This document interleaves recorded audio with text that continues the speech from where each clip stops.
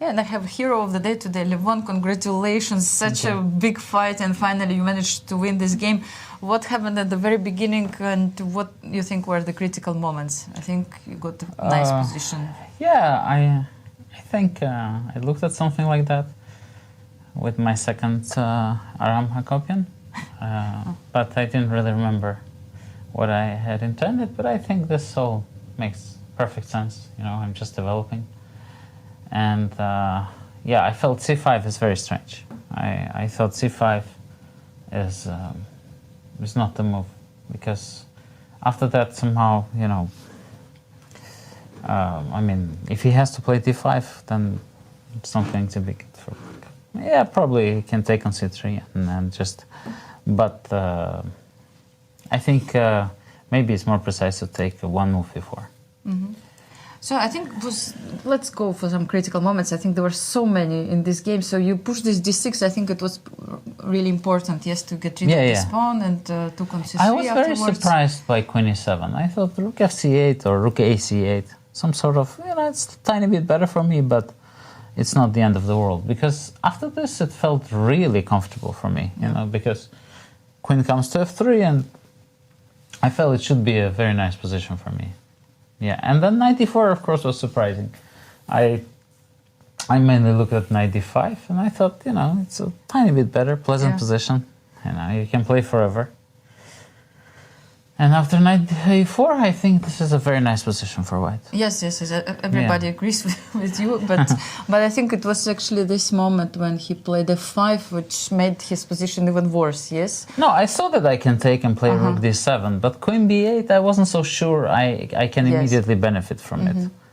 You know, I felt that this is a kind of a critical thing. If either I take or... But knight c4 felt kind of a move that should be unpleasant in time trouble for my opponent.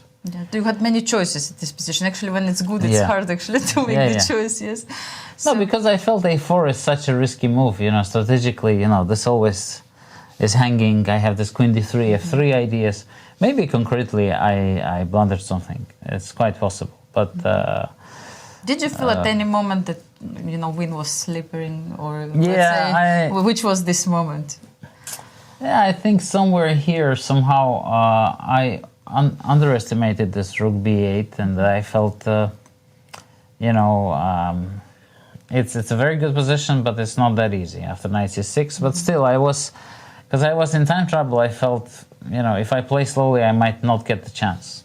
So here I felt, but it's, you know, it's not type of position that is very pleasant for black to play. Exactly. I mean, you have a pawn up. Yeah. I mean, and you can play it forever. Sure. And of course, I should ask you about this moment when he made the move with 1 second on clock. I mean, did you notice? What did you feel at this moment? No, I didn't notice, because you did notice, I left. Ah, you were not there. No, I was not there. But when you came back and saw 31 seconds, did you notice that? I didn't even notice that, no. Pay attention. Yes, he made it like rook c4, and it was move number 40, and we know that this is the move where you do normally mistakes, right? Yeah, I think rook c4 was probably a mistake. But rook b5 generally is an unpleasant move that I made, you know, just to make him come up with a decision. This, I'm not sure if this is, what this position is, because I really don't know.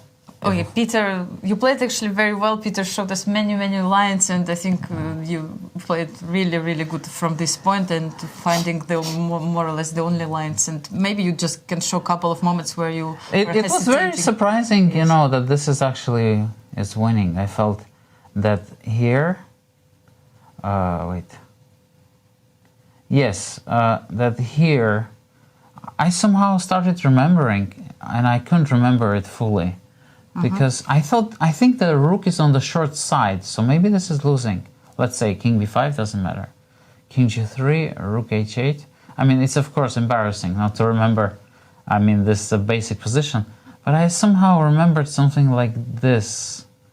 And here, king c6, king f6, I think. No, this is a draw, yeah? Rook e4, I mean... Oh, no, wait, don't rook, give the sorry. pawn, yes. Rook e2, and king c6... e5, yeah. 5. Rook is on a short line, rook is on a short file, so it doesn't work. After 5 hours of play, I mean, you can forget anything you want, you know? Actually, king f7, king f6. So, but if the king is here and the rook is there, it's a dead draw. It's a draw, yes, okay. Yeah, but because of the rook here, but it's...